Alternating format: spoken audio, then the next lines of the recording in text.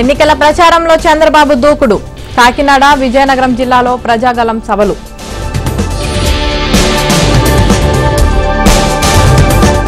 రేపు నామినేషన్ దాఖలు చేయనున్న పవన్ కళ్యాణ్ చేబ్రోలు, గొల్లప్రోలు మీదుగా పిఠాపురం వరకు ర్యాలీ.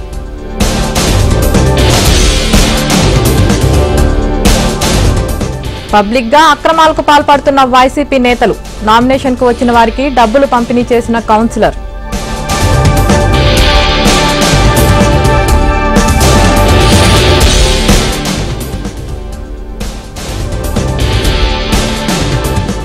సీఎం జగన్ పై ఎమ్మెల్యే బాలకృష్ణ ఫైర్.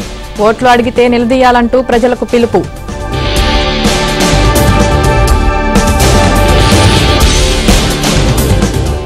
నెల్లూరులో వైసీపీ ఎంపీ అభ్యర్థి విజయసాయికి బిగ్ షాక్. ఓట్లు టీడీపీకే వేస్తామంటూ ముఖానే చెబుతున్న ఓటర్లు.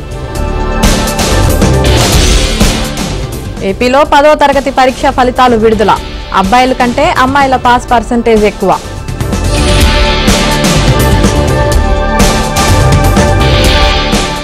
మూడు పార్లమెంట్ స్థానాల్లో రేవంత్ సుడిగాలి పర్యటన. ఆదిలాబాద్, నిజామాబాద్, మల్కాజిగిరిలో జనజాతర.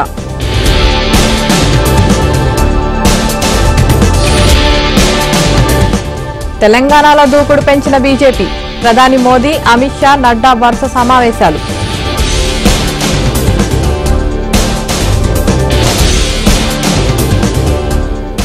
మూడు పార్లమెంట్ స్థానాలపై కాంగ్రెస్ కసరత్తు.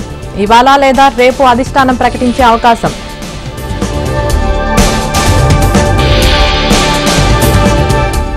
కాంగ్రెస్ పార్టీలో ఖమ్మం ఎంపీ సీటు పంచాయతీ. టికెట్ కావాలని పట్టుబడుతున్న పొంగిలేటి, బట్టి.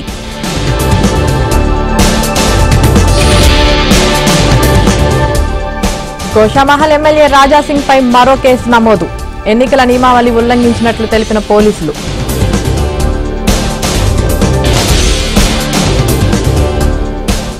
హైదరాబాద్ సిటీలో భారీగా బోగస్ ఓట్ల తొలగింపు. పాత బస్తీలో దొంగ ఓట్లపై ఇప్పటికే ఈసీకి భారీగా ఫిర్యాదులు.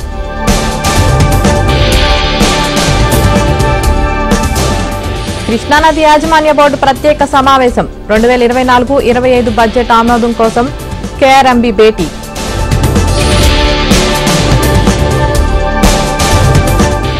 ఈ రాత్రికి ఒంటిమిట్ట కోదండరామస్వామి కళ్యాణం. సర్వాంగ సుందరంగా కళ్యాణ వేదిక ముస్తాబు.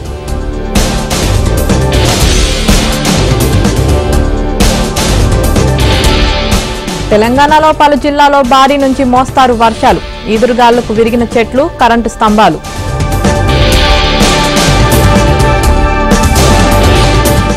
ప్రకాశం జిల్లా చోరీ కేసులో నిందితుడు ఆత్మహత్య.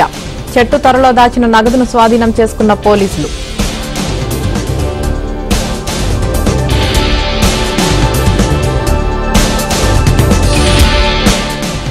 సిబిఐ ప్రత్యేక కోర్టులో కవిత బెయిల్ పిటిషన్పై విచారణ. తీర్పును మే 2కు రిజర్వ్ చేసిన న్యాయమూర్తి.